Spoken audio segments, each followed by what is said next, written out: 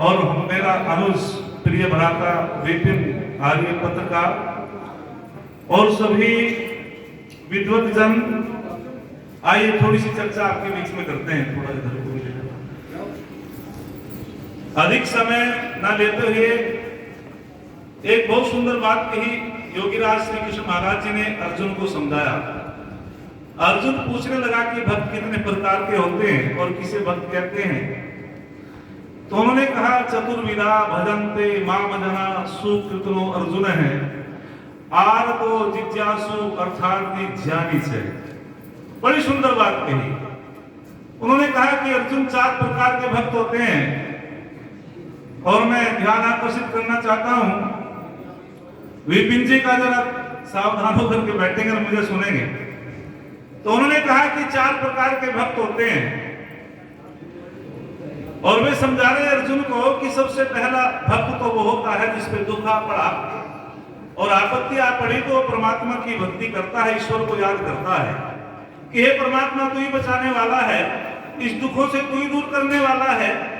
और दूसरा जो भक्त होता है अर्थार्थी, धन की इच्छा रखने वाला, अर्थात जो धन की इच्छा रखता है कि हे परमपिता परमात्मा मैं दरिद्र हूं, गरीब हूं और यदि मेरी गरीबी दूर हो जाए तो मैं तेरा नाम लूंगा। बहुत से लोग हमको मिलते हैं, कहते हैं कि शास्त्री जी के हम भी करा लें, यदि हमारे बेटे की शादी हो जाए, मैंने की शादी ना हो तो यदि ना कराओ। कुछ माताएं कहती हैं कि हम भी एक हवन करा लेंगे, यदि करा लेंगे आचार्य जी, यदि हमारा बेटा पास हो जाए, यदि हमारी गरीबी दूर हो जाए, यदि घर में जो शांति है अशांति है वो शांति बन जाए। यानी कि जो स्वार्थ बस भक्ति करते हैं। जिस व्यक्ति पर दुख आ पड़ा वो परमात्मा की भक्ति करता है और जो गरीब है दरिद्र है कि परमात्मा मेरे पास धन आ जाए तो मैं तेरी उपासना करूंगा। लेकिन याद रखना दुनिया के लोगों, लक्ष्मी, एक उदाहरण के माध्यम से समझाना चाहता हूं, लक्ष्मी को सब चाहते हैं और लक्ष्मी की पूजा करते हैं कि लक्ष्मी मेरे पास आ जाए, धन मेरे पास आ जाए। लेकिन लक्ष्मी ने कहा कि मैं तो पतिव्रता नारी हूं, मेरा पति तो विष्णु है। यदि आप मुझे बुलाना चाहते हो तो विष्णु की बोलो उपासना करनी पड़ेगी, विष्णु की पूजा उपासना करनी पड़ेगी, विष्णु की स्तुति करनी पड़ेगी। मैं तो पतिव्रता नारी हूं। लेकिन संसार विष्णु को भूल गया, परमपिता परमात्मा को भूल गया और बस लक्ष्मी, हमारे लक्ष्मी आ जाए। और लक्ष्मी ने कहा कि मैं तो पतिव्रता नारी हूं, अपने पति के संग रहती हूं। तो ये दुनिया के लोग, यदि तुम धन चाहते हो, बिना धन के किसी का कार्य नहीं चलता, बिल्कुल बात ठीक है। यदि तुम धन चाहते हो तो विष्णु की उपासना करनी होगी और जो विष्णु की उपासना कर लेता है, विष्णु अर्थात परमपिता परमात्मा जिसकी प्रार्थना से खुश हो जाता है, वहां कोई लक्ष्मी और किसी धन की कोई कमी बोलो नहीं रहती है। लेकिन गड़बड़ क्या हुई? गड़बड़ ये हुई कि हम धन के पुजारी हो गए, परमपिता परमात्मा को भूल गए। तो हमको परमात्मा की उपासना करनी होगी तो लक्ष्मी भी श्वेत आ जाएगी, क्योंकि लक्ष्मी का पति विष्णु है और वो पतिव्रता नारी है, वो अपने पति के संग संग रहती है। विस्तृत चर्चा करने का जो है समय नहीं है। और दूसरे नंबर का जो भक्त होता है वो कौन सा होता है? वो होता है यदि दुख आता परमात्मा की भक्ति करते हैं। कहते हैं कि एक व्यक्ति को नदी पार करनी थी और जब नदी पार करनी थी उसमें थोड़ा जल था। उसने कहा परमात्मा यदि मैं इस नदी को पार ठीक कर लूं तो 50 रुपए का प्रसाद बांटूंगा। अब आगे बढ़ा तो पानी उस दिन और कम था, उसने कि 50 का तो ज्यादा हो गया, 25 का तो बेजरूप बांट दूंगा।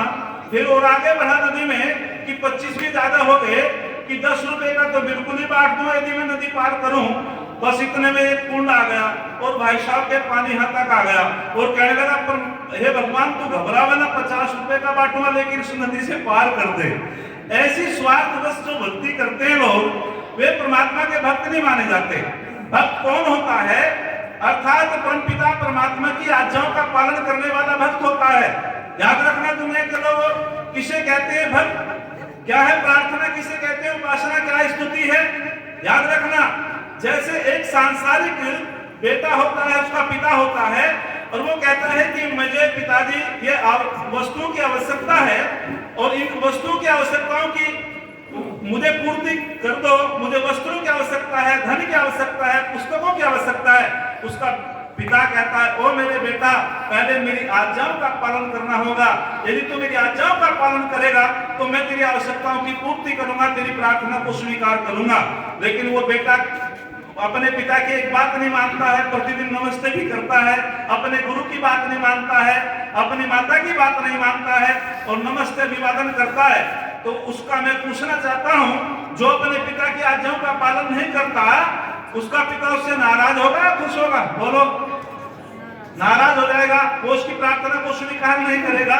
ठीक उसी प्रकार से परमपिता परमात्मा की जो आज्ञाओं का पालन करता है, परमात्मा उसकी प्रार्थना को स्वीकार करता है। परमात्मा की जो प्रार्थना है वो वेदों में है। वेदों में दो प्रकार की आज्ञाएं दी गई है, विधि आज्ञाएं, निषेध आज्ञाएं। विधि आज्ञाओं में कहा गया है कि हमें परोपकार करना चाहिए, यज्ञ करना चाहिए, वेदानुकूल कर्म करना चाहिए और हमें शराब नहीं पीनी चाहिए, चोरी नहीं करनी चाहिए, जुआ नहीं खेलना चाहिए। इस प्रकार की आज्ञाओं का जो पालन करता है वो ईश्वर भक्त होता है, और जो परमात्मा की आज्ञाओं का पालन नहीं करता वो परमात्मा का भक्त नहीं होता है।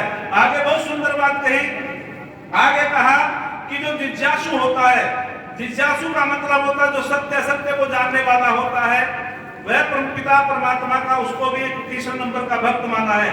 और चौथा ज्ञानी चय, अर्थात जो विवेकी होता है, जो जिसके अंदर विवेक उत्पन्न हो जाता है, जो धर्म अर्थ काम मोक्ष के माध्यम से परमपिता परमात्मा को प्राप्त कर लेता है, वो विवेक की सबसे उत्तम भक्त माना जाता है और जिज्ञासु नाम का 2 नंबर का भक्त माना जाता है। तो यदि भक्ति करनी है तो ईश्वर की आज्ञाओं का पालन करना होगा, ईश्वर के गुणों को अपने अंदर धारण करना होगा, कोई भक्त माना जाता है। जैसे ईश्वर न्यायकारी है तो हमारे अंदर भी न्याय आ जाएगा। ईश्वर दयालु है, वे दया के भाव हमारे अंदर आ जाएंगे तो समझ लेना चाहिए कि हम ईश्वर की भक्ति कर रहे हैं। यदि वे ईश्वरीय गुण हमारे अंदर नहीं आए तो पाखंड है, हम दिखावा कर रहे हैं। तो अधिक समय न लेते हुए मैं आपके बीच में कहना चाहता हूं कि हम सभी को अपने कर्म सुधारने चाहिए। 2 शब्द सुने होंगे दुनिया के लोगों, मैं ध्यान आकर्षित करना चाहता हूं अपने भाई महाराज सिंह हाजी जी का, कभी शोरे हो। 2 शब्द होते हैं, एक शब्द होता है बेचारा भाग्यहीन है, एक शब्द होता है नालायक कर्महीन है। ये 2 शब्द में बड़ा अंतर है। बेचारा भाग्यहीन है, यज्ञ में तो आना चाहता था लेकिन पैर नहीं है। बेचारा भाग्यहीन है, दान करना चाहता था लेकिन धन नहीं है। बेचारा भाग्यहीन है, विद्वानों की वाणी को सुनना चाहता था लेकिन सुनने की शक्ति नहीं है। बेचारा भाग्यहीन है, विद्वानों के दर्शन करना चाहता था लेकिन नेत्र ज्योति नहीं है।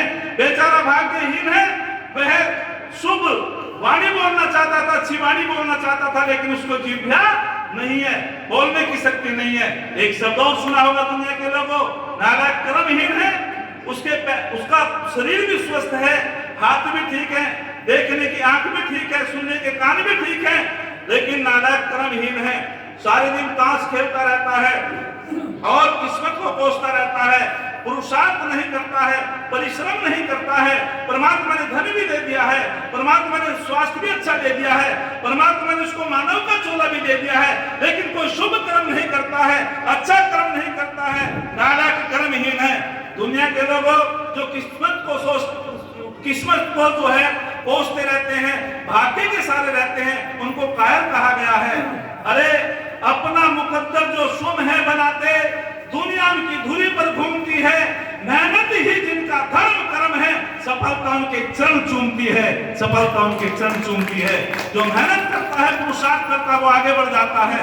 याद रखना दुनिया के लोगों, 2 शब्द मैंने आपके बीच में कहा कि नालायक कर्महीन है, जिन पैरों से उसको धर्म के मार्ग पे चलना चाहिए था वो पाप के मार्ग पे चलता रहा, जिन हाथों से उसको दान करना चाहिए था वो दूसरों का गला दबाता रहा, और जिन कानों से उसको वेदवाणी सुननी चाहिए थी वो आलोचना ही सुनता रहा, जिस मुख से उसको वेद मंत्र बोलने चाहिए थे वो वाणी अशुद्धि बोलता रहा, कटु वचन ही बोलता रहा।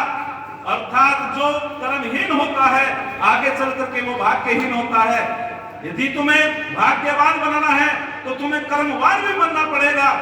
जैसी करनी वैसा फल, आज नहीं तो निश्चित कल, अवश्य में भोक्तव्यम कृतं कर्म शुभाशुभम। अर्थात जैसा जैसा हम कर्म करते हैं वैसा वैसा हमको भोगना पड़ता है। परमात्मा न्यायकारी है।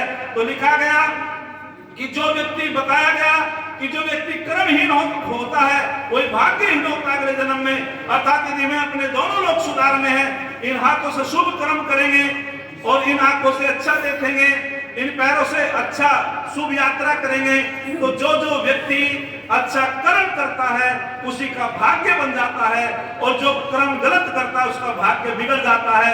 ये हमारे हाथ में है। तो जिस अंग प्रत्यंगों से जो जो पाप करते हैं परमपिता परमात्मा उन अंगों को छीन लेता है। हाथों से हम गलत कर्म करेंगे, हाथ छीन लेगा परमात्मा। इन नेत्रों से गलत देखेंगे, नेत्र ज्योति छीन लेता है परमात्मा।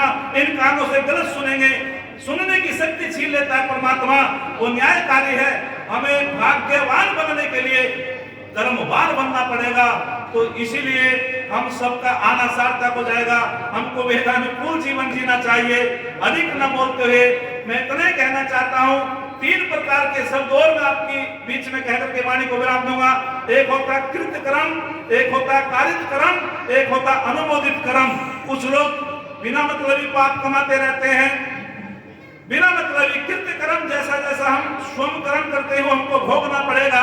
यदि गलत कर्म करेंगे उसका गलत फल मिलेगा, अच्छा कर्म करेंगे अच्छा भोगना पड़ेगा। एक होता कारित कर्म, मैं तो स्वयं शराब नहीं पीता लेकिन दूसरों को सलाह देता हूँ। मैं स्वयं जुआ नहीं खेलता, दूसरों को गलत सलाह देता हूँ। मैं स्वयं जो हूँ चोरी नहीं करता लेकिन दूसरों को चोरी की सलाह देता हूँ। वो कारित कर्म, उसको वो भोगना पड़ता है जो गलत सलाह देता है। एक होता अनुमोदित कर्म, अर्थात जैसे राजवीर जी ने और आचार्य वीरेंद्र शास्त्री जी ने यहाँ बहुत अच्छा कार्य किया।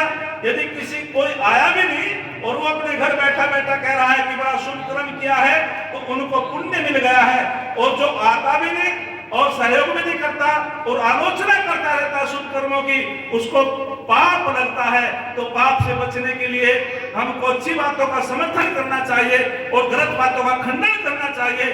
इसी का नाम धर्म है, इसी का नाम शुभ कर्म है। तो जिसको मेहनत से बहाना पसीना आता है, फटा आंचल दुखी दुर्बल का सीना आता है, चाहता है औरों के जीने में अपना जीना, सच तो यही लोगों दुनिया में उसी को जीना आता है।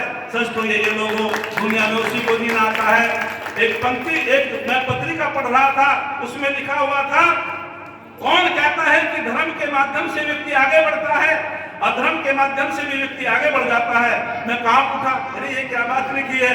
तो उसमें जब आगे पढ़ा तो कहा गया कि अधर्म के माध्यम से व्यक्ति आगे बढ़ जाता है, पृथ्वी पे उसका राज्य हो सकता है, आकाश में छा जाता है। लेकिन याद रखना दुनिया के लोगों, जो अधर्म के माध्यम से आगे बढ़ता है, पाप के माध्यम से आगे बढ़ता है, वो आकाश तक छा जाता है। लेकिन याद रखना दुनिया के लोगों, जब गिरता है तो चकनाचूर हो जाता है, चकनाचूर हो जाता है, उसे कोई उठाने वाला नहीं मिलता।